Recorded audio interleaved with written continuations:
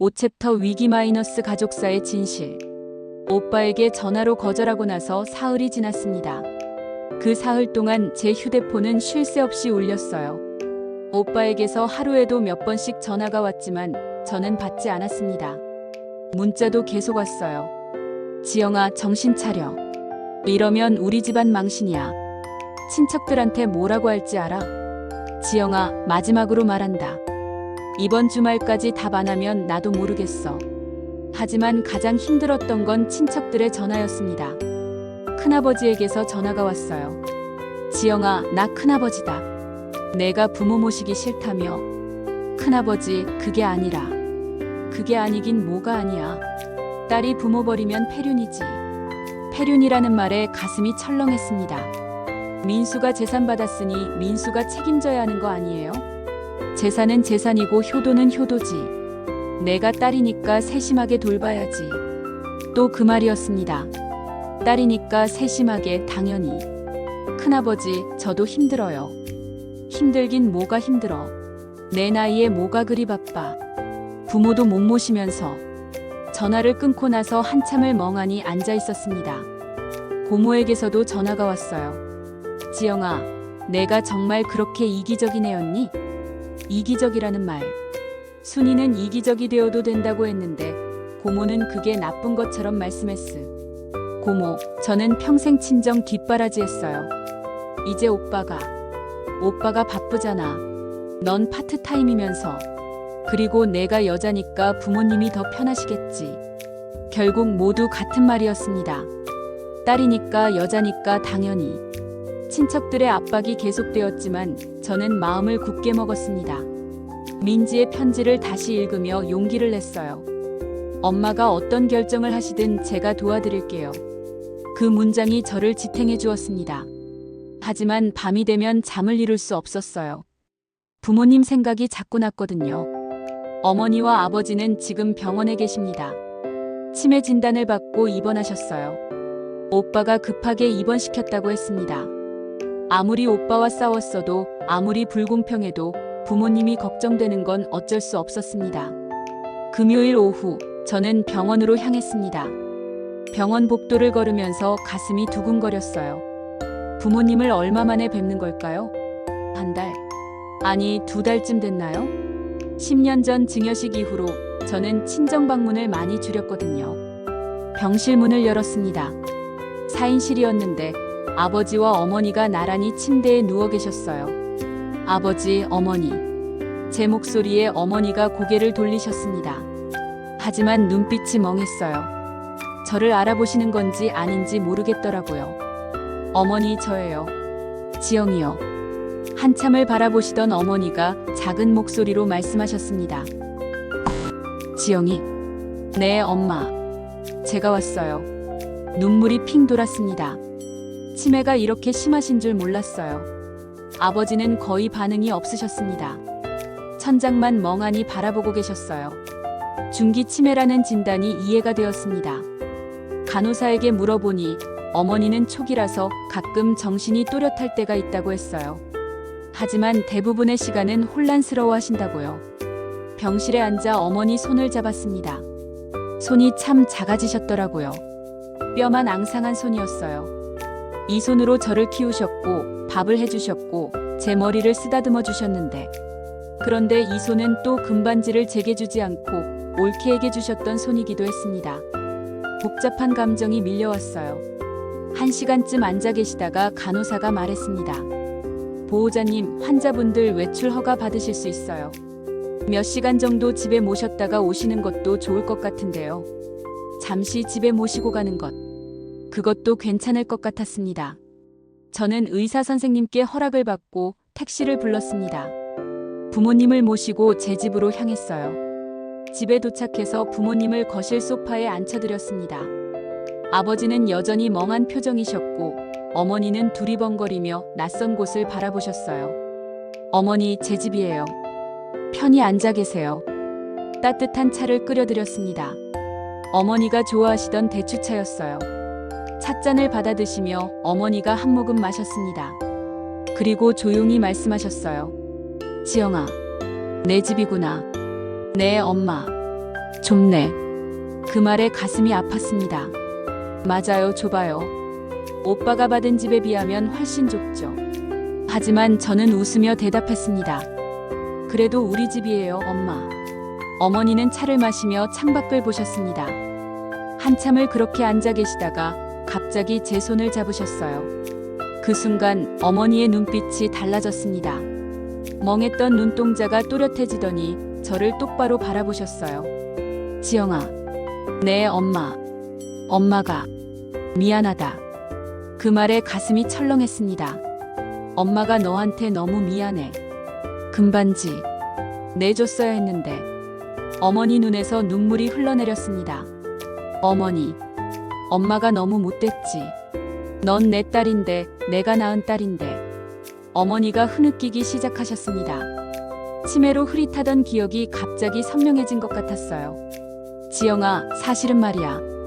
어머니가 떨리는 목소리로 말씀을 이어가셨습니다. 엄마도 딸이었어. 엄마 오빠들은 5명이나 있었는데 딸은 엄마 혼자였지. 저는 처음 듣는 이야기였습니다. 엄마도 대학 가고 싶었어. 공부 잘했거든. 근데 할아버지가 뭐라고 하셨는 줄 알아? 딸이 무슨 대학이야? 오빠들 대학 보내야지. 어머니의 목소리가 떨렸습니다. 엄마도 너처럼 월급 받아서 오빠들 학비 댔어. 20살부터 25까지.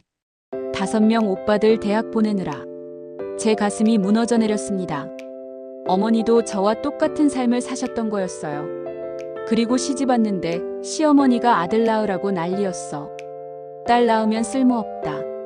아들 낳아야 한다고 매일 그러셨지. 어머니가 눈물을 닦으셨습니다. 민수 낳고 나서야 인정받았어. 아들 낳았으니 이제 며느리 대접 받는다고.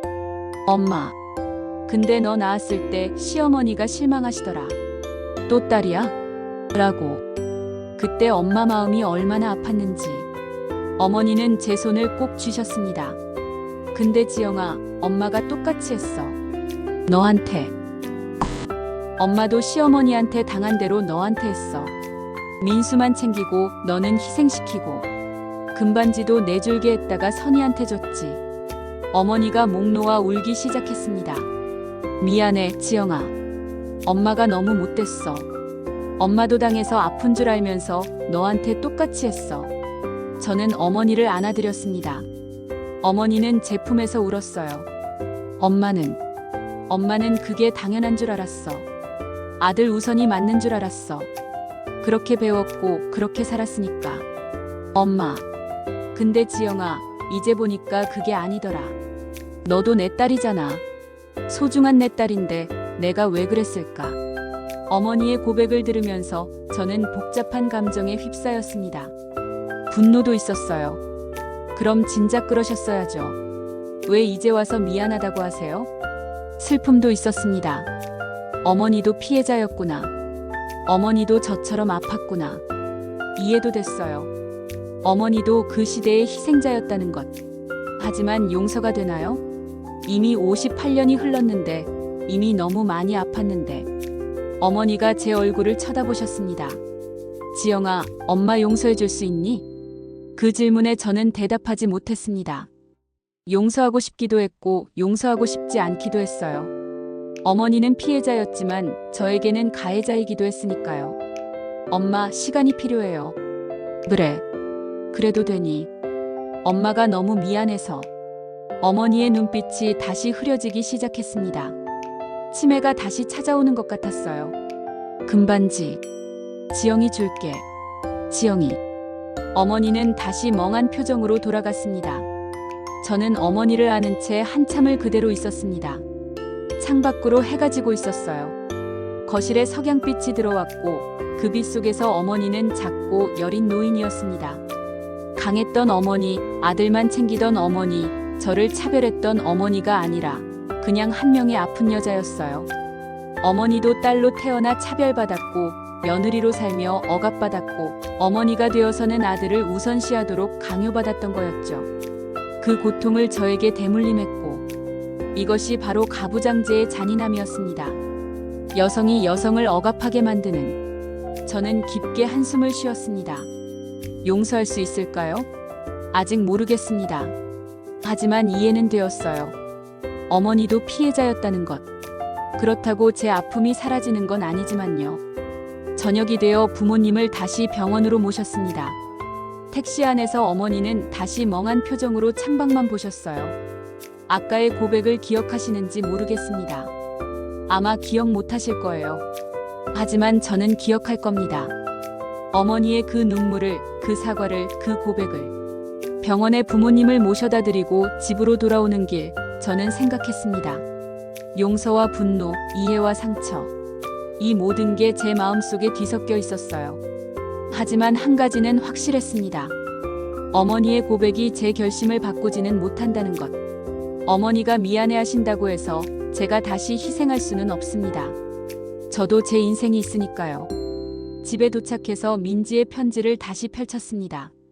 이번만큼은 엄마가 하고 싶은 대로 하세요. 그래, 민지야. 엄마는 엄마가 하고 싶은 대로 할 거야. 어머니를 이해하지만 그렇다고 다시 과거로 돌아갈 수는 없어. 저는 편지를 가슴에 안았습니다. 그리고 조용히 다짐했습니다. 미안하지만 엄마, 저는 제 길을 가겠습니다. 6챕터 위기 마이너스 최악의 순간. 어머니를 병원에 모셔다 드리고 일주일이 지났습니다. 그 일주일은 제 인생에서 가장 힘든 시간이었어요. 오빠에게서 문자가 왔습니다. 지영아, 이번 주 일요일 큰아버지 댁에서 친척 모임 있어. 꼭 와. 부모님 이 의논할 거야. 친척 모임이라고요? 제 가슴이 철렁했습니다. 이건 의논이 아니라 집단 압박일 게 분명했어요. 하지만 피할 수 없었습니다. 가지 않으면 더 큰 비난을 받을 테니까요. 일요일, 저는 큰아버지 댁으로 향했습니다. 현관문을 열고 들어서자마자 느껴지는 냉랭한 분위기. 거실에는 친척들이 가득 모여 있었어요. 큰아버지, 고모, 고모부, 작은아버지, 사촌 오빠들. 그리고 오빠 민수와 올케 선이까지. 모두가 저를 쳐다봤습니다. 마치 재판정에 선 피고인을 보듯이요. 왔구나, 지영아. 앉아라. 큰아버지의 목소리는 차갑고 권위적이었습니다. 저는 구석자리에 조용히 앉았어요. 심장이 쿵쾅거렸습니다. 큰아버지가 입을 열었습니다. 오늘 우리가 여기 모인 이유는 다들 알지? 지영이 문제 때문이야. 지영이 문제라고요? 저는 문제가 있는 사람이 된 거였습니다. 철수 동생과 순자가 치매 걸렸는데 딸인 지영이가 모시기 싫다고 한단 말이야. 이게 말이 되나? 고모가 거들었습니다. 오빠, 저도 그 얘기 듣고 깜짝 놀랐어요. 지영이가 그렇게 이기적인 애인 줄 몰랐어요. 이기적. 또 그 단어였습니다. 큰아버지, 저는 말을 꺼내려 하자 큰아버지가 손을 들어 제지했습니다. 지영아, 변명하지 마. 내가 뭘 잘못했는지 먼저 들어봐. 변명도 못하게 하다니요. 이건 의논이 아니라 일방적인 심판이었습니다. 작은아버지가 말했습니다. 지영아, 내가 부모님한테 얼마나 큰 은혜를 입었는데 이럴 수 있니? 낳아주시고 길러주신 은혜를 어떻게 갚으려고? 작은아버지, 저도 효도했어요. 30년 넘게. 그게 효도야? 그냥 당연한 거지. 자식이 부모한테 하는 게 당연한 거라고. 사촌 오빠가 끼어들었습니다. 지영아, 솔직히 내가 재산 때문에 삐진 거 아니야? 민수가 집 받은 게 서운해서? 재산 때문이라고요? 아니에요. 재산 문제가 아니라 공평하게. 공평? 원래 아들이 재산 받는 거 공평한 거야. 넌 시집 갔잖아. 고모부가 팔짱을 끼며 말했습니다. 요즘 젊은 여자들이 그래. 권리만 주장하고 의무는 안 하려고 해. 젊은 여자들이라고요? 저는 58인데요. 오빠 민수가 입을 열었습니다. 지영아, 나도 참 실망했어. 우리 남매 사이가 이럴 줄 몰랐지. 남매 사이라고요? 오빠, 그동안 오빠가 저한테 한 게 뭔데요? 오빠는 재산 다 받았잖아요. 그럼 오빠가 책임져야. 지영아, 또 재산 얘기야? 효도가 돈으로 계산하는 거야? 올케 선이가 거들었습니다. 언니, 사실 저희도 모시고 싶어요. 근데 저는 며느리 입장이라 어렵잖아요. 친딸인 언니가 모시는 게 맞죠. 친딸이니까 모시라고요? 그럼 친아들인 오빠는요? 큰아버지가 탁자를 손바닥으로 쳤습니다. 지영아, 내가 부모 안 모시겠다는 거 확실해? 큰아버지, 저는 못해요. 제 형편도 어렵고. 형편이 어렵긴. 너희 남편 멀쩡하게 직장 다니잖아. 핑계 대지 마. 고모가 한숨을 크게 쉬었습니다. 에휴, 우리 조카가 이렇게 몰인정한 앤 줄 몰랐네.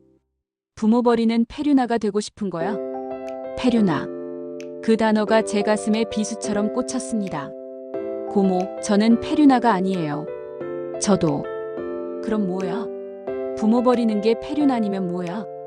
친척들이 일제히 저를 비난하기 시작했습니다. 요즘 딸들이 다 저래. 부모 은혜도 모르고. 쯧쯧, 집안 망신이네. 우리 친척 중에 저런 애가 있다니. 귀를 막고 싶었습니다. 도망가고 싶었어요. 그때 큰아버지가 최후 통첩을 했습니다. 지영아, 오늘 여기서 결정해. 부모 모실 거야, 안 모실 거야? 모두의 시선이 제게 쏠렸습니다. 숨이 막혔어요. 손이 떨렸습니다. 목소리도 떨렸지만 저는 최대한 또박또박 말했습니다. 저는 못 모셔요. 순간 거실이 얼어붙었습니다. 큰아버지의 얼굴이 붉어졌습니다. 뭐라고? 이 패역한 것이. 오빠가 재산 받았으니까 오빠가 책임지는 게 맞아요. 저는 제 인생이 있어요. 큰아버지가 자리에서 벌떡 일어났습니다. 내 인생? 부모보다 내 인생이 중요해. 부모님도 중요하지만 저도 중요해요. 이것 봐라. 이게 무슨 소리야? 부모 공경이 우선이지. 고모가 눈물까지 글썽이며 말했습니다. 지영아, 내가 이러면 우리 집안이 동네 망신이야. 다들 뭐라고 하겠니? 고모, 저는 동네 사람들 눈치 보느라 제 인생 포기할 수 없어요. 작은아버지가 손가락으로 저를 가리키며 소리쳤습니다. 이 몰상식한 것. 부모도 없는 거야? 당장 나가. 나가라고요? 저 나갈게요. 이런 자리 있고 싶지도 않아요. 자리에서 일어서려는데 오빠가 제 팔을 잡았습니다. 지영아, 정말 이럴 거야? 우리 남매 의리도 없어. 오빠, 손 놓아요. 의리? 오빠가 저한테 의리 지킨 적 있어요? 오빠의 얼굴이 굳었습니다. 지영아, 나중에 후회할 거야. 후회는 오빠가 할걸요. 저는 오빠의 손을 뿌리치고 현관으로 향했습니다. 뒤에서 친척들의 목소리가 들렸어요. 저러고도 사람이라고. 우리 친척 중에서 제명해야 해. 부모 버린 년이. 현관문을 열고 나오는 순간 눈물이 쏟아졌습니다. 택시를 탔습니다. 기사님이 백미러로 저를 보더니 조용히 휴지를 건네주셨어요. 힘든 일 있으셨나 봐요. 괜찮으세요? 저는 고개를 끄덕이며 눈물을 닦았습니다. 집에 도착했을 때는 저녁 5시였습니다. 남편은 거실에서 TV를 보고 있었어요. 왔어? 친척 모임 어땠어? 최악이었어. 왜? 무슨 일 있었어? 저는 소파에 주저앉으며 모든 걸 털어놨습니다. 친척들이 저를 페류나라고 불렀다는 것, 집안 망신이라고 했다는 것, 제명하자고 했다는 것까지요. 남편은 한참을 듣더니 한숨을 쉬었습니다. 그래서 결국 어떻게 하기로 했어? 나는 못 모신다고 했어. 뭐? 남편의 얼굴이 굳어졌습니다. 당신 정말 그랬어? 응. 나는 못해. 당신. 친척들이 뭐라고 하는지 알면서. 알아. 근데 나는 못해. 이건 불공평해. 남편이 자리에서 일어났습니다. 당신 이러면 나도 힘들어. 친척들 만나기 창피하잖아. 창피하다고요? 여보, 지금 그게 문제야.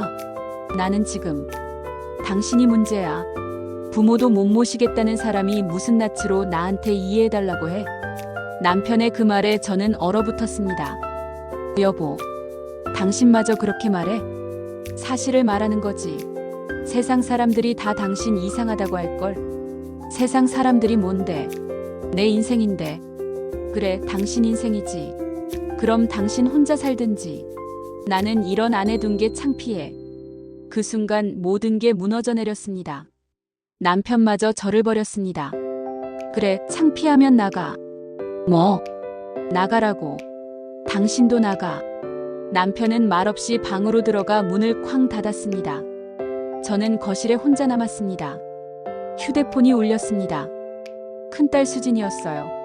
전화를 받자마자 딸의 목소리가 들렸습니다. 엄마, 외삼촌한테 전화 왔어요. 엄마가 친척 모임에서 난리쳤다면서요? 수진아, 그게. 엄마, 정말 외할머니 안 모실 거예요? 진짜예요? 응. 엄마, 그럼 우리는 어떡해요? 친척들이 우리 뭐라고 하겠어요? 딸마저 세상 눈치만 봤습니다. 수진아, 엄마, 솔직히 말할게요. 엄마 때문에 우리가 창피해요. 외삼촌네 조카들이 우리 뭐라고 하는지 알아요? 너희 엄마 폐륜녀래. 이러던데요. 폐륜녀. 제 딸 입에서 그 단어가 나올 줄이야. 수진아, 저 엄마 이해 못하겠어요. 당분간 연락하지 마세요. 딸이 전화를 끊었습니다. 저는 바닥에 주저앉았습니다. 친척들도 남편도 딸도 모두 저를 버렸습니다. 세상에 제 편은 아무도 없었습니다. 정말이지 이렇게 외로울 수가 없었어요. 휴대폰을 봤습니다. 민지에게 전화하고 싶었지만 딸에게까지 짐이 되고 싶지 않았어요. 거실 바닥에 그대로 누웠습니다. 천장을 보면서 눈물이 흘렀어요. 내가 잘못한 걸까? 정말 내가 이기적인 걸까? 폐륜녀가 맞는 걸까? 수없이 자문했습니다. 하지만 마음 깊은 곳에서 작은 목소리가 들렸어요. 아니야. 너는 잘못하지 않았어. 너는 내 인생을 지키려는 거야. 민지의 편지가 생각났습니다. 엄마가 어떤 결정을 하시든 제가 도와드릴게요. 순이의 목소리도 떠올랐어요. 이번엔 이기적이 되어도 돼. 맞아요. 저는 잘못하지 않았어요. 58해를 남을 위해 살았는데 이제는 저를 위해 살 권리가 있어요. 세상이 다 저를 비난해도 저는 제 길을 가야 합니다. 일어났습니다. 무릎을 짚고 천천히 일어섰어요. 휴대폰을 들어 민지에게 문자를 보냈습니다. 민지야, 엄마 오늘 정말 힘들었어. 근데 괜찮아. 엄마는 엄마 길을 갈 거야. 걱정하지 마. 사랑해. 그리고 순이에게도 전화했습니다. 지영아, 무슨 일 있어? 목소리가 왜 그래? 순이야. 오늘 정말 최악이었어. 모든 걸 이야기했습니다. 순이는 듣고 나서 조용히 말했어요.